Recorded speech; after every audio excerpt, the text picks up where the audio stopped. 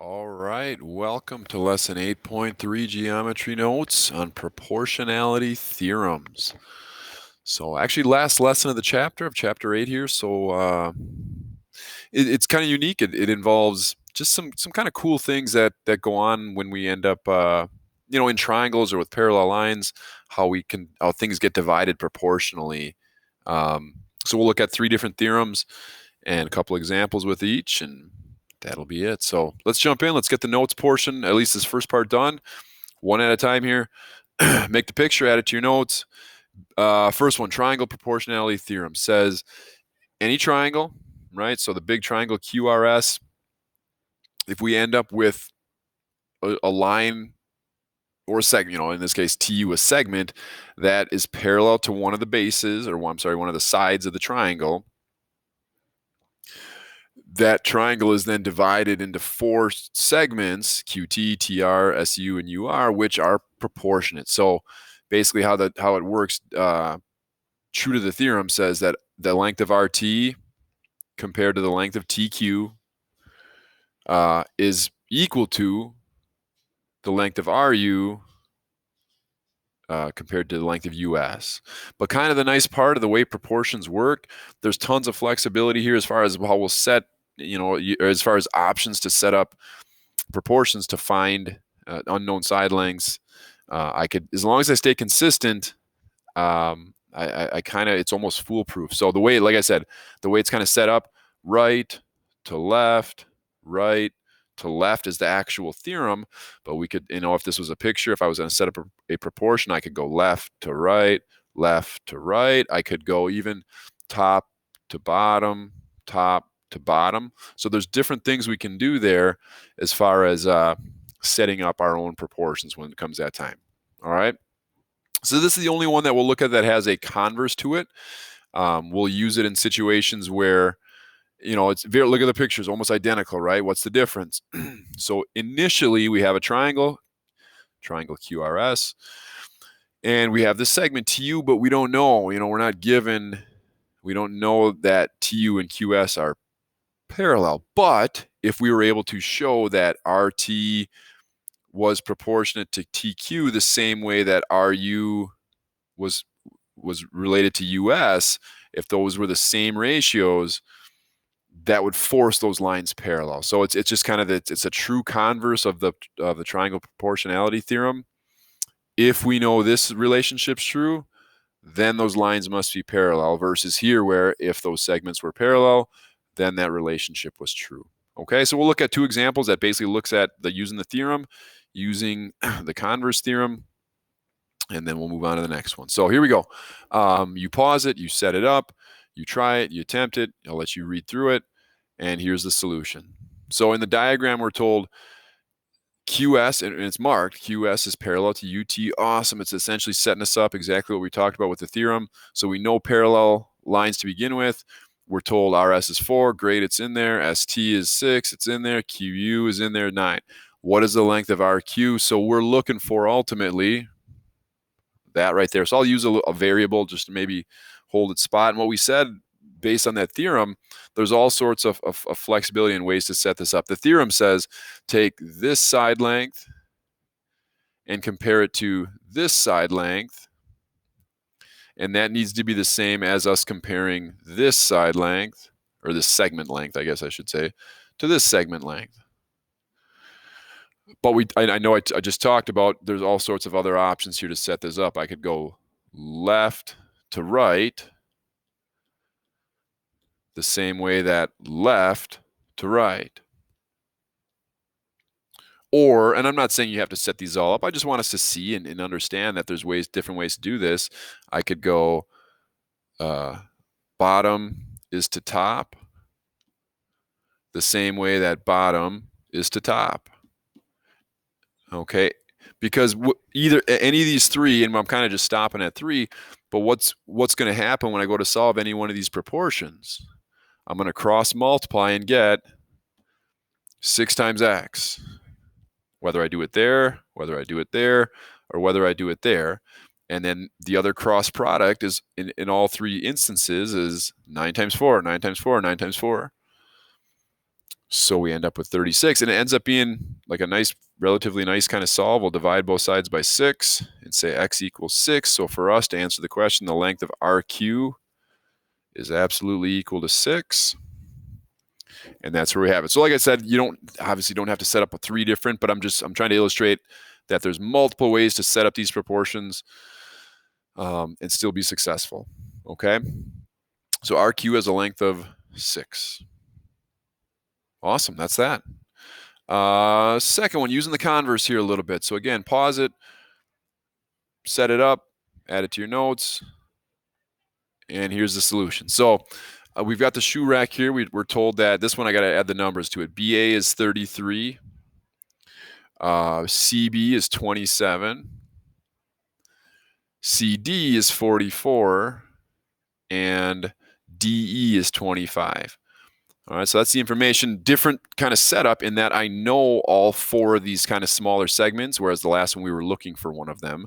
But here's where also where it's different. It's essentially telling us, hey, those are not parallel. BD is not parallel to AE. Explain why the shelf is not parallel to the floor. So here's the floor down here. Why is this shelf not parallel? So I'm going to use, essentially that same type of setup and take my pick. I'll go with setting up BC and kind of show. So here's my explain. You could even say as like a direction, explain/show why the shelf is not parallel to the floor. So I'm going to show exactly why. That 27, when compared with this 33, I'm kind of just trying to highlight them there. I'm not crossing it out. 27 compares with 33, and it's basically like is this true? And we already kind of know what's going to happen, I think, based on it telling us that it's not parallel. I should be getting, if it was parallel, this 44 over this 25 should be the same. So there's different ways to kind of finish this and say, well, is that true? Is that equal? One thing you could do is reduce both fractions, and just say that, let's see, 27 33rds, that reduces to 3 goes in there 9 times, 3 goes in there 11 times. So that's that fraction reduced. What is 44? I don't think there is a number that divides evenly into a 44 and 25. So those are clearly 2 different just ratios, fractions. Those are not equal. That's one thing you could do. And so I'm kind of like the last example, giving you some options to kind of explain/show why we're not parallel. I could also just look to divide them out. So if I came back over here and said, what is 27 just actually divided by 33 as a decimal number, that's 0.8181 repeating, or 0.81 repeating, 0.818. And when I compare that to 44 over 25, just as a decimal number, is 1.76. Again, clearly not equal. So that would be kind of a second option to kind of confirm, show. You could also even just stick with the cross products. These need to be identical. So if I go 33 times 34, and I know I'm kind of jumping around here a little bit, but if I go 33 times 44, I get whatever, 1452. That needs to be, if these were truly, if this was a true proportion, the same thing as 25 times 27, which is definitely not the same. We've already shown it twice. I get 675. So the fact that those are not equal, those are 3 different ways to kind of confirm or show that these corresponding sides, these segments, even in words here is a great way to follow it up. So segments are not proportional. Ultimately, that's what we're kind of saying here, here, and here are not proportional. So some combination there of, I would say we would want to show as far as explaining and showing some combination of an initial, hey, what should be my relationship be? A part where maybe we show one of these 3, like confirming that those are not equal, and maybe a little bit of an explanation. Their segments are not proportional. So that's example of how we would use that converse. Obviously, they could have been parallel. These could have worked out to the same. We would say, yeah, they are parallel because the segments are proportional, type of deal. All right, let's move on to the next one. So that's our first theorem and its converse for the lesson. The next one, it's It's called the three parallel lines theorem. Nothing fancy there. It's what does it involve? Go figure, three parallel lines. So pause it, get it set up in the notes. Let's talk through it. Basically, what we're looking for is we end up with three lines that are parallel, and then just any two lines. So we've got L and M. These are not parallel. It looks like they'll come together here eventually. But you can see that once we get the three parallel lines, and it's almost like we're making a crazy tic-tac-toe board kind of, that we create these segments. I'll see if I got enough colors to go. Segment 1, segment 2, segment 3. I don't know if that one will show up. And is orange going to show up on there? Segment 4. So you create these four segments there, and as it says, they're divided proportionally. So this UW, comparing it with this one, that ratio, this length divided by that length, it should be exactly the same as this length divided by this length. Okay, we're not saying that these are equal, although I know they kind of look like it for this particular figure, but this UW is not congruent to VX. It's this divided by this is equal to this divided by this. So same deal where we end up with, I think it's just kind of cool how that works out, where as long as these lines are parallel, that's always going to be true. All right, let's take a look here. How could we apply it? A situational here. You draw it, sketch it, pause it, give it a shot, and then check your solution right here. So we've got angles 1, 2, and 3 congruent. Why is that important to us? Well, we can use an old school chapter 3, the corresponding angle converse postulate says that when this is true, when I have corresponding angles that are congruent, that tells us, that forces essentially this line parallel to this line, parallel to this line. So that's kind of an important part of this. I think a lot of us maybe just assume, oh yeah, they're all parallel because they look parallel, but we basically couldn't finish this problem if that wasn't true. So not that I'm likely to say here's one that you can't do, but just for the sake of acknowledging, like, why is that there? That's how we get our lines parallel. And it's just a good chance to review an old concept. All right, so then what do we know? We've got all these numbers are there. GF is 120, DE is 150 yards, CD is 300 yards.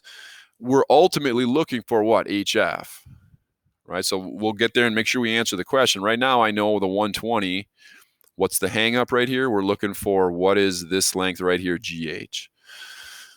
So take your pick. I'm not going to set up three different proportions. How do we want to partner this stuff up? I'll go maybe left to right here. So I'm going to go left, which we're calling X, starting with our unknown this time, partners with this right, so left to right. So X partners with 300 the same way that this left partners with this right. So that was my setup. That's how I decided to go left to right, left to right. I can cross multiply. I would probably, well, let's just do it. I'm not going to mess around with it right here. What's 150 times X? I'm saying, obviously, I was thinking about maybe reducing this one right here, but just, I got my calculator out. I know you can't see that, but why not? 150X, a little bigger number here, 300. Well, it's going to be what, 3,600. And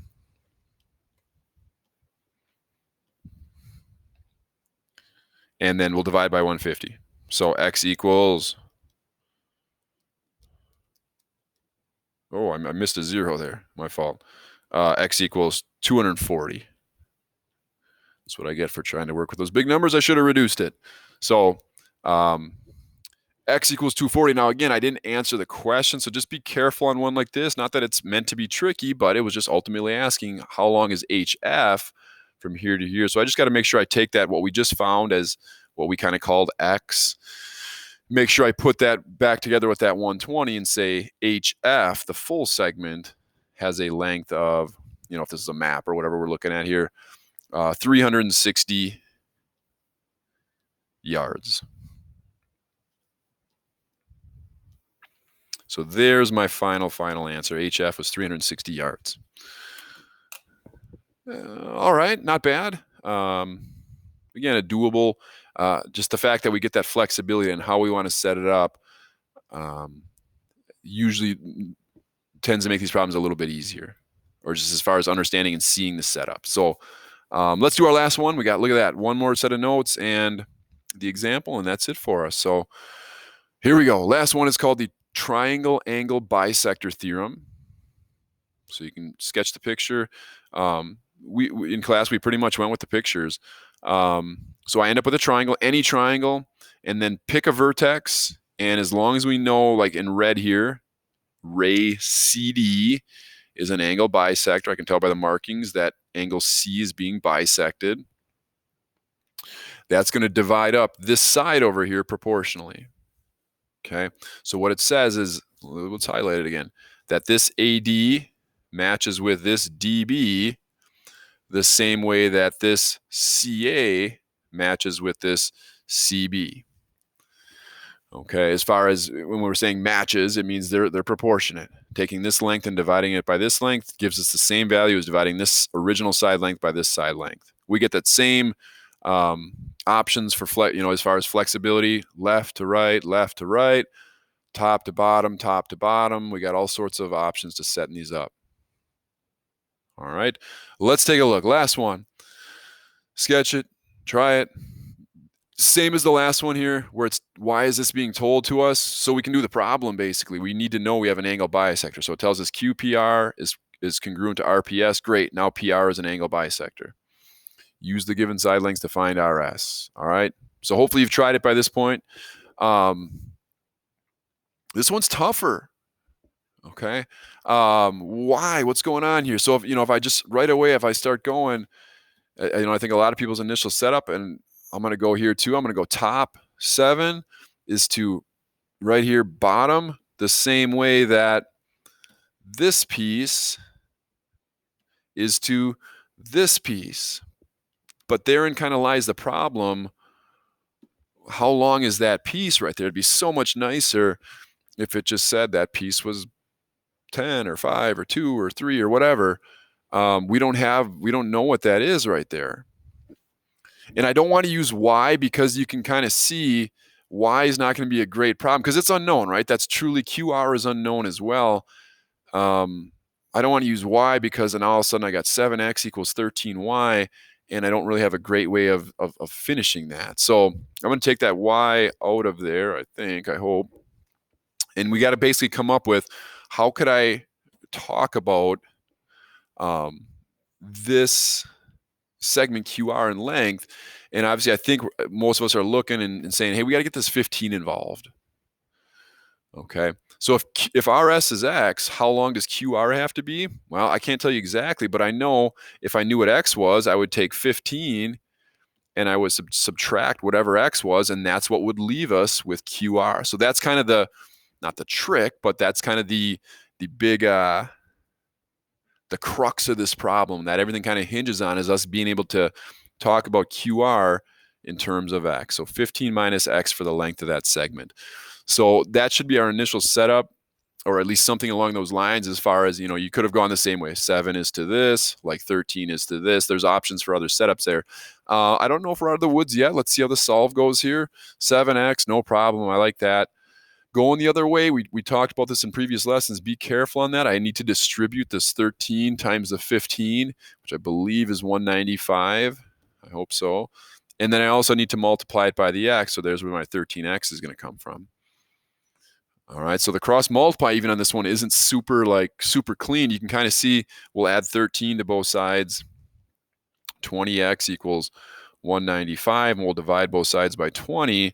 That one I'm actually going to have to go to my calculator. It's going to be close to 10, but not quite. 195 divided by 20 just to make things kind of final here. 9.75. Is that okay? It's a decimal? Of course it's okay.